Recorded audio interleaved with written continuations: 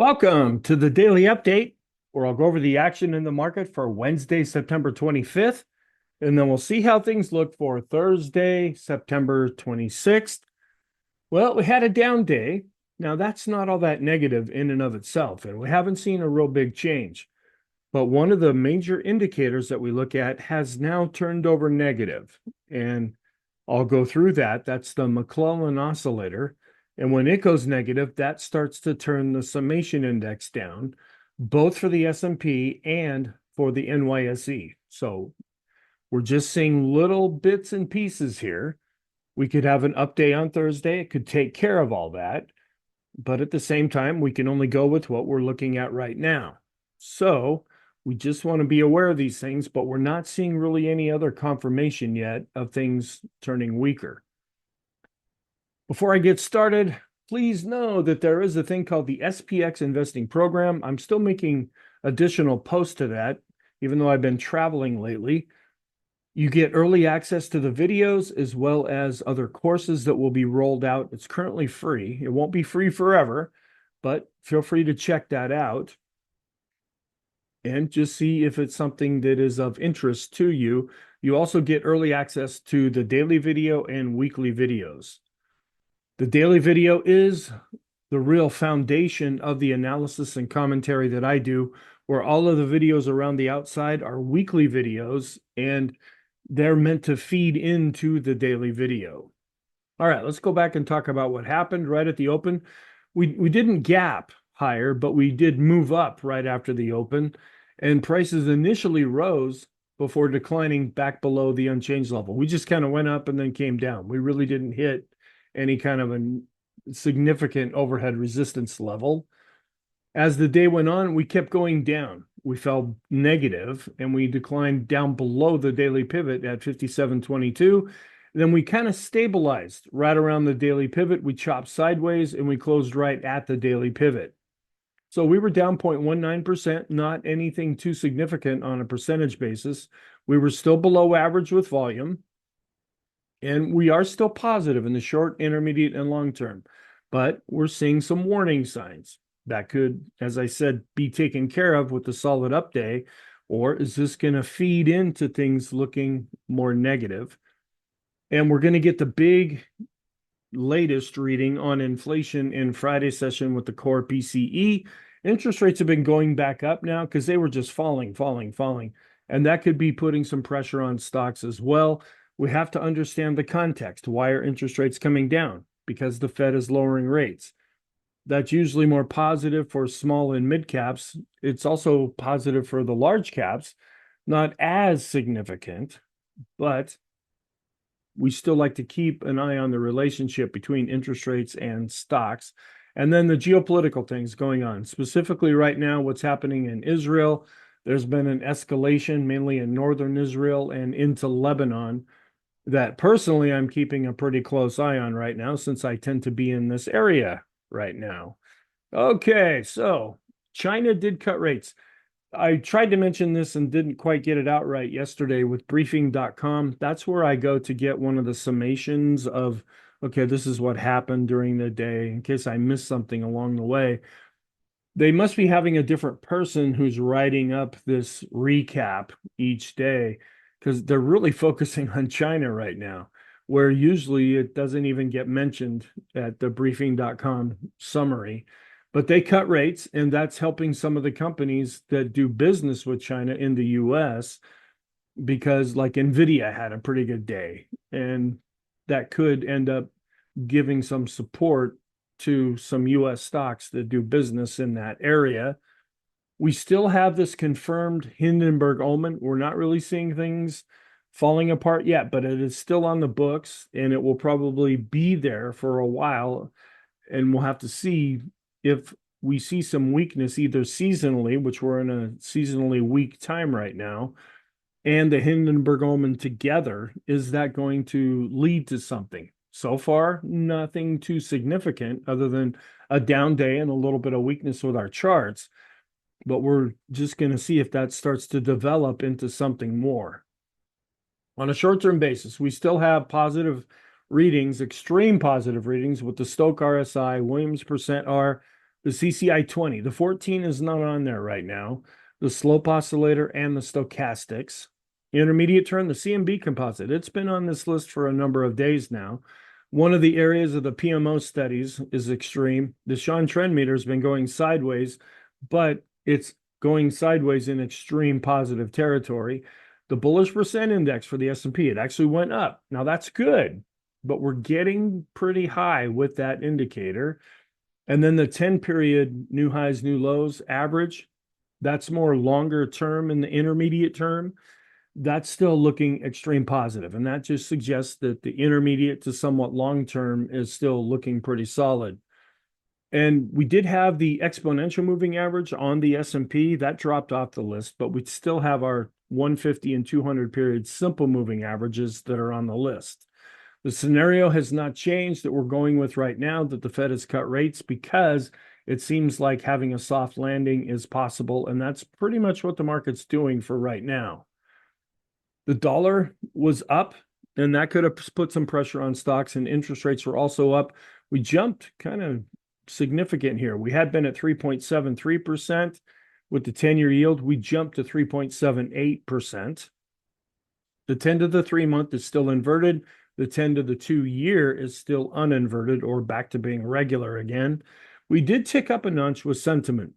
We're watching that 75 level. That's when things start to get extreme positive. So if we have an up day and we really move up with sentiment, that could be another warning sign with us.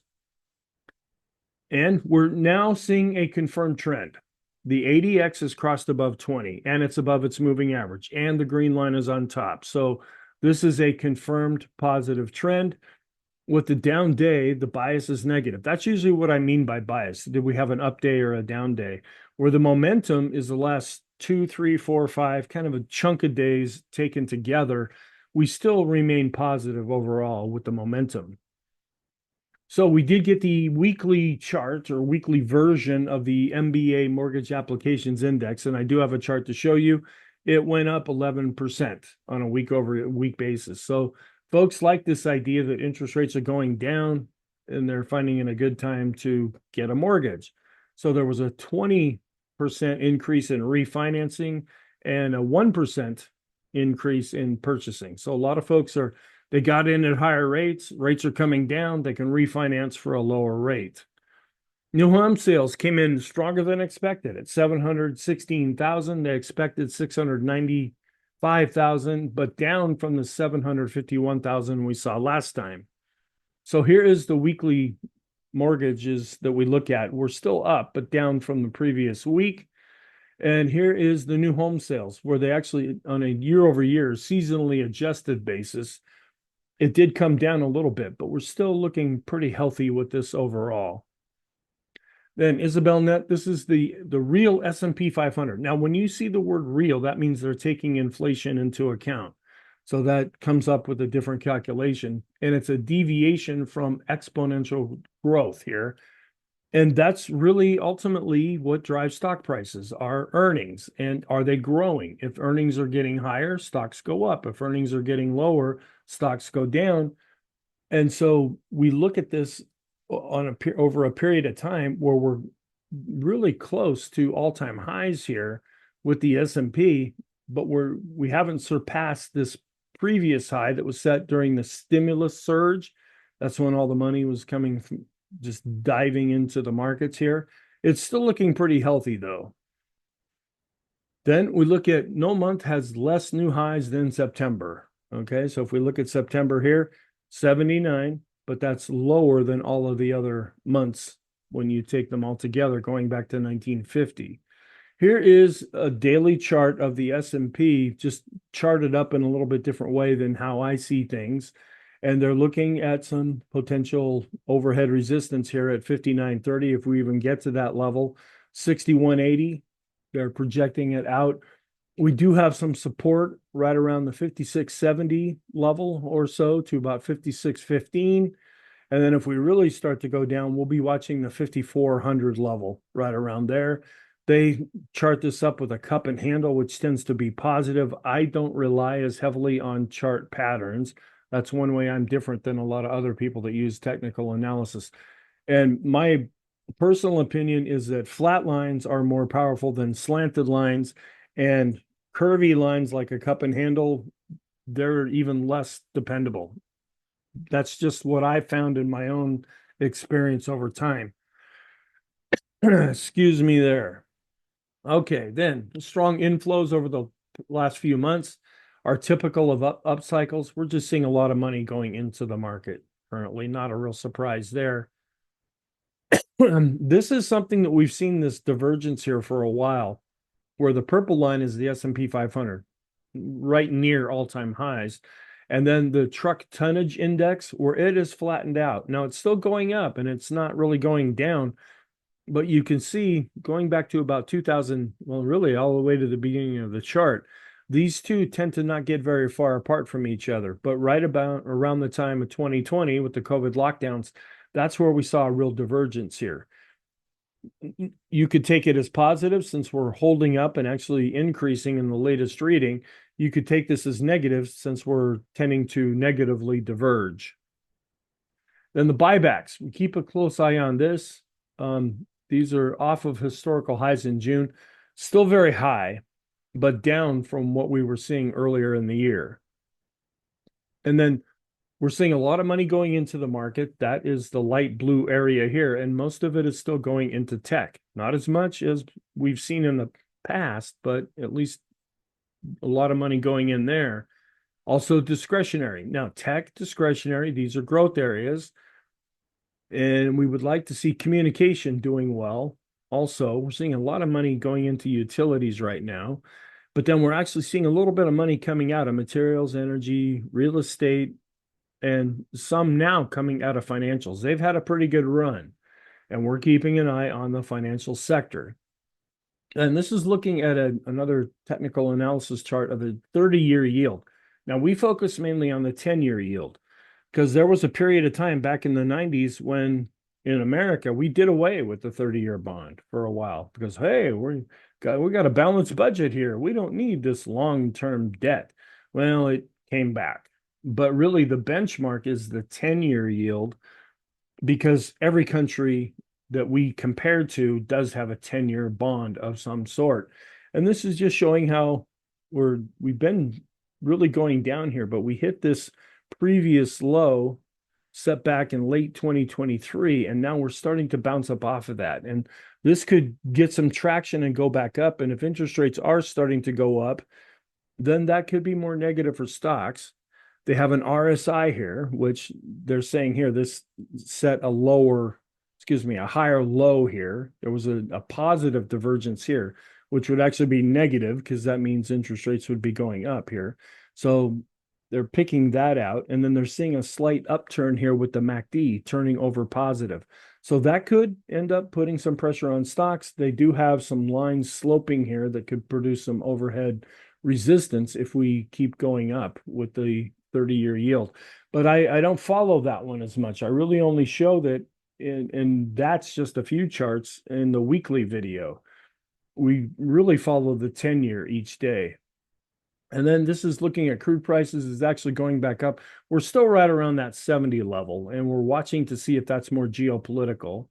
And then they're still implying with the Fed funds rate that looking forward, they're still thinking there's a 97% chance that we're going to be in a recession a year from now. Let's just kick the old recession down the road. And that's where the market is positioned for right now, but that could change. I didn't spend any time on Twitter. I'm in travel mode now, so I haven't been trying to spend much time there. We did have a higher open. We just kind of came up, set the high for the day, and then did go negative, drifted along the unchanged level for a while, came down, tried to find some support at the daily pivot, but didn't. Then we fell down below that. Then we came back above it, and then we kind of trailed along it, only to close right at the daily pivot.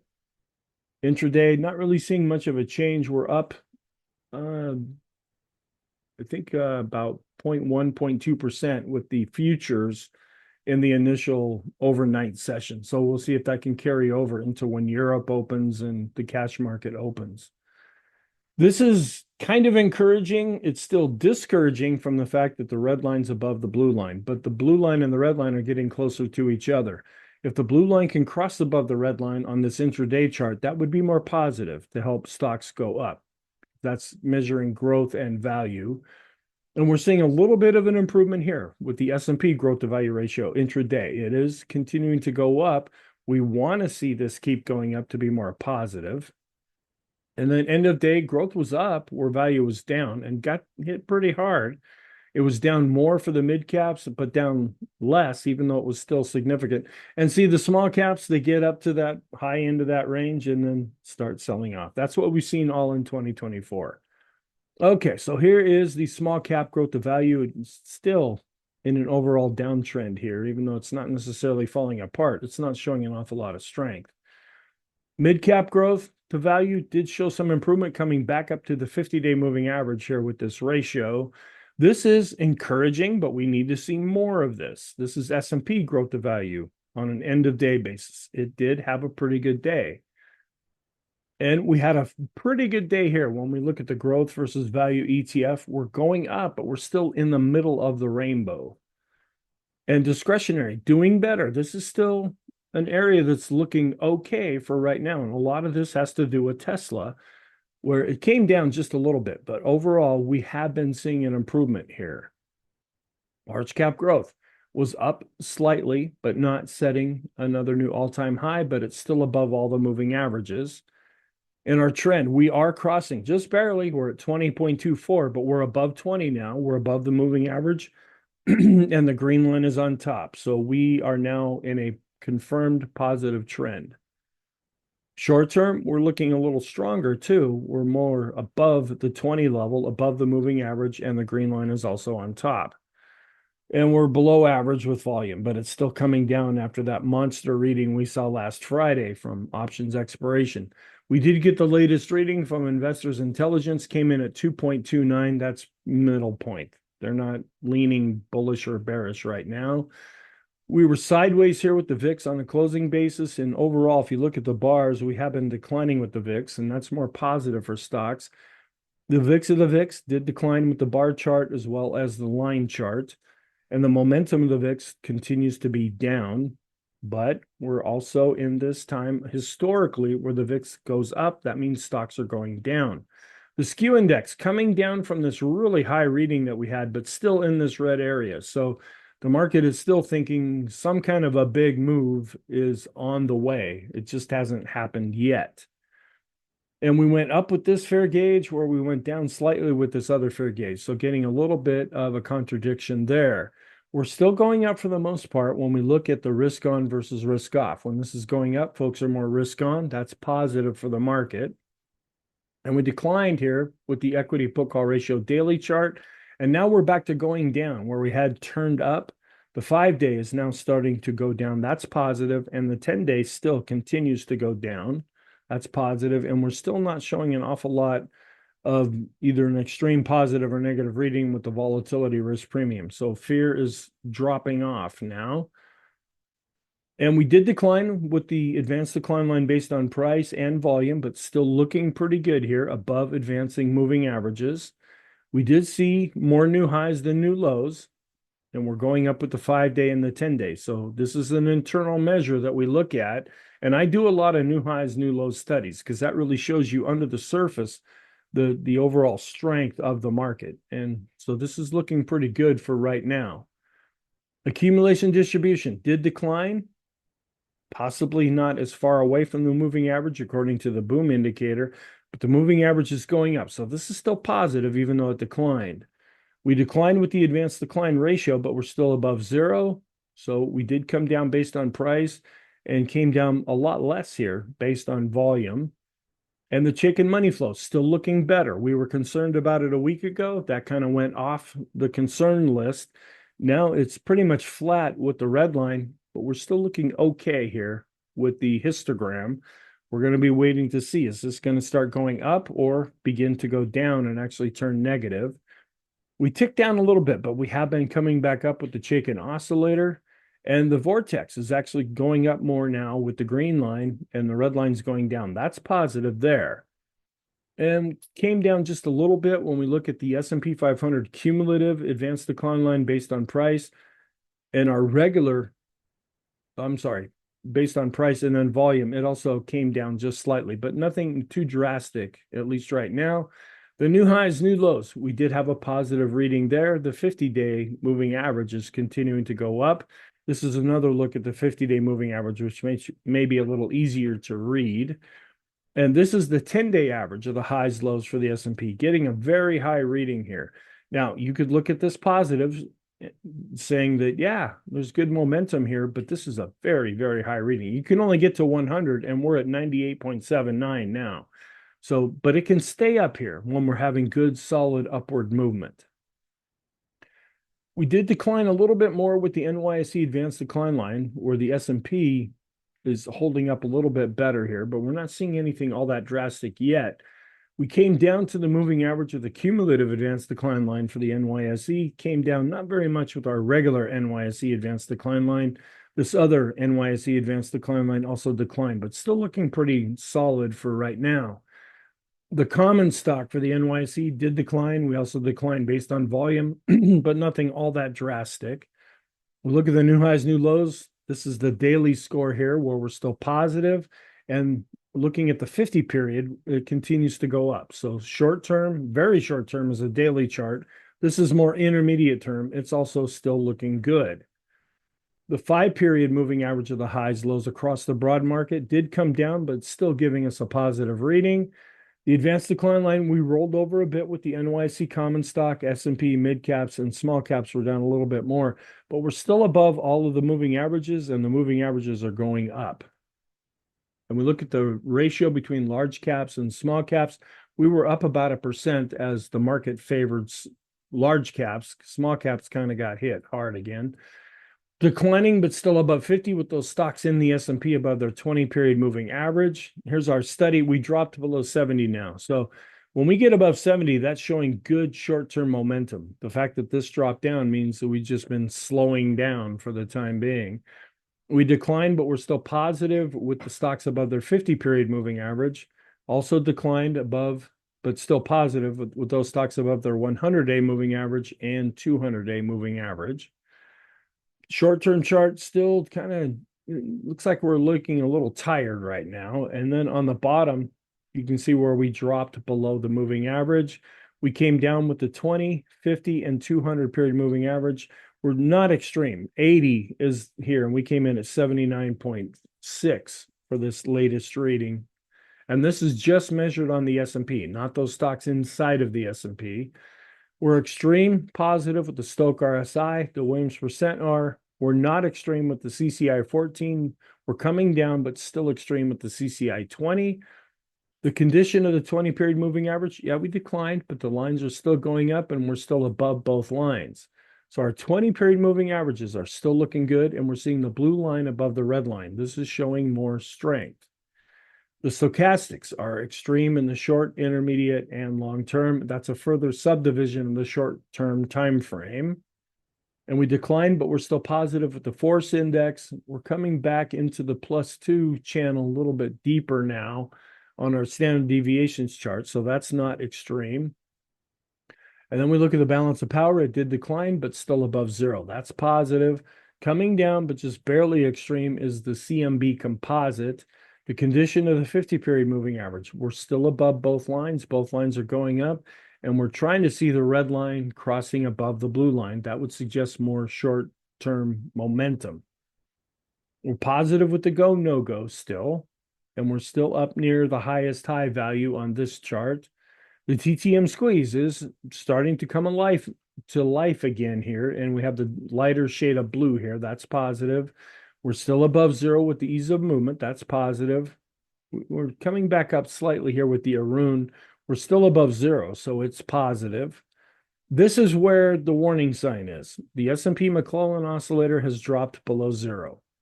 So when it goes below 0, that means we're starting to turn down based on price, just barely starting to flatten out to possibly go down based on volume. We also dropped below 0 with the NYSE McClellan oscillator. So when it's below 0, you can't see it in the chart. We're starting to come down with the summation index based on price and volume for the NYSE. So we want to watch that. These are pretty broad market measures that we want to keep an eye on. And we're still declining with the Swenlin trading oscillator based on price. We actually flattened to slightly turning up here based on volume. So we're seeing a bit of a contradiction there, but the momentum is still positive. The PMO is going up. We're starting to roll over based on price, but we're looking better based on volume. We declined with the PMOs that are rising. We're starting to decline with the buy signals. We're still extreme positive with the PMOs that are above zero. That's the extreme reading that I listed earlier. We've gone from positive to neutral with the Elder's Impulse system for the S&P, but we're still positive with the parabolic SAR. The slope oscillator above this green line, that's why it's extreme, but we're still looking positive in the short term. The MACD is still positive in the short to intermediate term, and all of our oscillators are still positive in the short, intermediate, and long term. The Kopik curve is still positive as a momentum indicator, and we're flat with the Sean trend meter, but in an extreme positive reading. We're above all the moving averages that are plotted here. That's positive on a trending basis. We actually went up with the bullish percent index, and we're getting to a really high reading. We're at 78.2 here, and that's pretty high right now. You can see other times when we topped out at high levels and then saw some problems after that. This one here, right at the end of 2023, we just kind of slowed down for a little bit, but there was a few down days in there. So we want to be watching this. We're still looking okay with the NYSE bullish percent index. That's looking quite positive. And I have 70 on here, but we've never got to that level. So the line that I have on here doesn't show up. Where we're actually going down now after getting a really high reading with the NASDAQ 100 bullish percent index, this continues to decline. The money flow is above 50 and advancing. That's positive. And we're going down with the ultimate oscillator, but I don't treat this like a primary indicator, but it's still above 50, so it's positive. We declined, but we're above an advancing moving average with on-balance volume.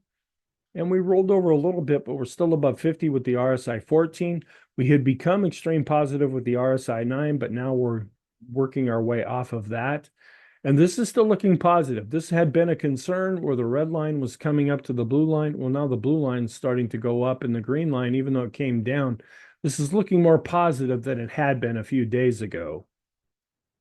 Looking good with our weekly chart in the S&P, still well above this R2 level. That's at 54.51. So we're going to have to fall quite a bit to get to that level if we do start to turn negative.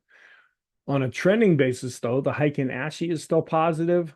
The Kegi chart is still positive. The Renko chart is positive, and the three-line break is positive. Long term, coming down, but still above the red line with our 150 and 200 period moving averages. Still positive across the board with the Keller market model across all time frames and all indexes that we look at. We've actually switched over to negative in the short term with bonds based on price, or commodities are still positive in the short term based on price, but negative in the intermediate and long term. The dollar, even though it's going up a little bit here, is still negative across all time frames. And we had a lot of positive things happen, but they happened, a lot of them happened right at the open here when we had that little blip higher, where the S&P setting a new all-time high. The euro against the dollar, that set an all-time high. The NASDAQ got above 18.1. Canada set a new all-time high later in the day. Discretionary, we like this if we're positive on the market. We're above 70 with the BPI, and the Dow got above 42,000 only to come back down below it. And we had two sectors that were up, utilities, and we're watching that because it could be a growth area. I mean, I've been mentioning things like electric vehicles and all this Bitcoin mining and crypto mining. Well, there's also AI, and a lot of companies are going to be throwing a tremendous amount of, they're going to need a lot of electricity just to get AI to be generated.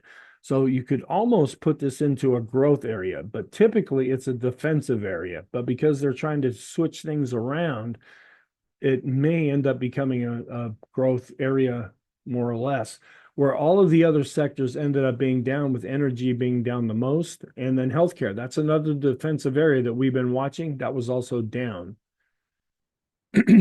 Not really seeing much of a disconnect here between the equal weight and the regular S&P 500 index. We went up a little bit here. That just means the S&P 500 did a little bit better than the equal weight S&P 500. And the Dow just after setting an all-time high, it was down 0.7. It actually was one of the weaker indexes. And we've gone from being positive to neutral with the diamonds based on the Elder's Impulse system. The NASDAQ was unchanged virtually, but up 0.04%, still holding in there fairly well. We were up 0.14% with the NASDAQ 100. And we've gone from positive to neutral with the QQQs with the Elder's Impulse system. Here's the same old story that we've been seeing in 2024 with the small caps. Really fast upward move and then giving a lot of it back. It gave back 1 1/3%. So yeah, this is kind of what we've been on, a real roller coaster ride with the small caps. The momentum for the NASDAQ 100 continues to be positive. The mid caps also were down almost 1%, but still above their 50-day moving average. And the mid caps have changed from being positive to neutral with the Elder's Impulse system. And with the small caps, as measured by the Russell 2000, we're declining, but still above 50 with the RSI, still above the 50-day moving average. The momentum is rolling over, but still positive. And we've gone, or we continue to be neutral with the small caps with the Elder's Impulse system. The Wilshire, after setting a recent all-time high, was down 0.29%, still looking pretty good. Well, we were down about 1/3% with the total U.S. stock ETF, still holding up fairly well, and this is a broad market measure. And we're continuing to decline here with the staples to tech ratio, but we've seen a recent golden cross here with this ratio, meaning that staples are in an uptrend compared to tech. We want to see this go back down if we're more positive on the market. If this keeps going up, that would be more negative for the market since staples are defensive and tech is growth. Financial sector was down, but still looking pretty solid with its chart. The FANG index still above its 50-day moving average was down 0.19%. We're still below the shorter-term trend line. We've not been able to get back above that, but we're still above this longer-term trend line.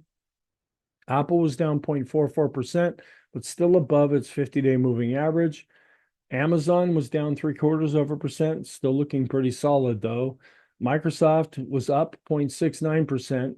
And we're in danger of seeing a death cross here. If we can stay above this blue line, that would really help the moving averages do better.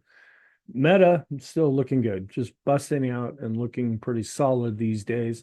Still battling the 50-day moving average, which is declining with Google. And Tesla was up over 1% again and it's trying to break above its 50-day moving average. And it's seen a recent golden cross here, so it's in an uptrend. We look at NVIDIA, which was up over 2%, not at an all-time high yet, but still looking pretty good. And Netflix, also a pretty good looking chart here. It was down 0.1%, but it's been looking pretty solid lately. Oil is now dropped back under 70. It's at 69.69. We compare the short-term relationship or correlation between U.S. stocks and world stocks. It's getting pretty strong. Seeing a little bit of a rise here with the longer-term correlation. The dollar continues to be in a downtrend, even though it was up. And we're still in a downtrend with the 10-year yield, but you see how it's been bouncing back up lately. And that could pose some problems for stocks if this keeps going up. Right now, the market's not really paying attention to interest rates as much, but it could suddenly get freaked out about that. So when we're up with the yield, we're down with the 10-year based on price. And then looking at our growth to value ratios, doing okay, above the moving average with the Qs to S&P. Discretionary to S&P, still one of the stronger looking areas after it's been not doing very well in 2024. And large cap growth is outperforming large cap value above the moving average. So seeing a bit of an improvement with the large caps, slightly above the moving average with the mid caps and the small caps. We want to see this going up. It still continues to go down. This is the S&P to utilities ratio. That could put some pressure on stocks too. And we want to see this going down, but it actually ticked up a little bit, the staples to S&P 500 ratio. And then we don't have another spike here with the Hindenburg-Ullman, but we're still working off of the confirmation that we've already received. So far, that hasn't seemed to come into play. But it did come into play right before the COVID crash and right at the end of 2021. We're wondering if something similar is going to happen this time. And you can see these other spikes there was kind of a confirmation here, and we did see a little bit of a downward move, but we'll just have to see that unfold. But so far, it really hasn't been unfolding. So what's our outlook for Thursday? We're still positive when we take the short, intermediate, and long term, but we have this confirmed Hindenburg almond and weak seasonality in the background that so far hasn't seemed to matter. We're going to watch to see if it starts to matter. And then the week after options expiration tends to be weak. So we're working our way through that week. And so far, it hasn't really fallen apart, at least yet. We're going to get weekly jobless claims and continuing claims, which now have become pretty important because we're keeping an eye on the employment situation, durable goods, and then we're going to get the third estimate for GDP, which probably will be a non-event if the numbers come in pretty close to what we saw last time. But if they're drastically different, that could really move the market. And then pending home sales, and then all the different crazy stuff going on in the world in case that has an impact on the market. And then Friday will be PCE prices and core PCE. That's a big one. And here is a look at the economic calendar for Thursday. Seasonality, we're actually positive with the Dow and S&P, where we're neutral to positive with the NASDAQ on September 26th. We'll see if it plays out. And right here, this is where we're only up 30% of the time going back to 1980 in the week after options expiration. And I just noticed here, this is the wrong date. Isn't that nice? Okay. And we do see some weak seasonality still with the Stock Traders Almanac. And then we see a little bit of a bump seasonally as we finish out the month of September. Thursday is a positive day, not the most positive in 2023, but it is the most positive in 2024 so far. Here's another look at the weak seasonality that we're still wondering if it's going to happen, but it could kick in at any time. This also compares 2023 with 2024 to see some weak seasonality going into the latter part of October. So the warning signs, we do have this confirmed Hindenburg almond. We do have weak seasonality. Hasn't really materialized yet, but it could. We're keeping an eye on the defensive sectors like staples, utilities, which again could be a growth area, and healthcare. And then the S&P and NYSE McClellan oscillators and summation indexes have now turned negative. And the bullish percent index for the NASDAQ 100 is negative. And growth of value, seeing some improvement with the S&P, not really with the small caps and mid caps, but we are rather encouraged, at least to this point, with discretionary to staples, even though it's still a concern to us. The positive side, we're still looking okay for right now with accumulation distribution, the Chaikin money flow, and the Chaikin oscillator. The equity put call ratios, 5-day and 10-day, they're now back to going down together. The advanced decline lines were still above the moving averages. The oscillators are still positive. The Swenlin trading oscillator, seeing a little bit of a contradiction there, but we want to keep an eye on that one. The parabolic SAR is positive. We're still extreme with the bullish percent index for the S&P. We're still positive with the NYSE bullish percent index. The vortex is positive. The money flow, ease of movement, and the ultimate oscillator continue to be positive. The momentum for the NASDAQ 100 is positive, and the financial sector is still positive. So our conclusion, we are still positive. I really haven't had to change this all that much. We still have this confirmed Hindenburg almond, and there is historical weak seasonality that just has not developed, at least yet. In the short term, we are still positive. A number of our short-term indicators are showing that it's either good momentum or we're extreme positive. Intermediate term, we're positive, but we have the almond and seasonality to deal with, but we're still positive in the long term. Thank you. I hope you found this helpful. I really hope you have a great day, and I will talk to you in the next video.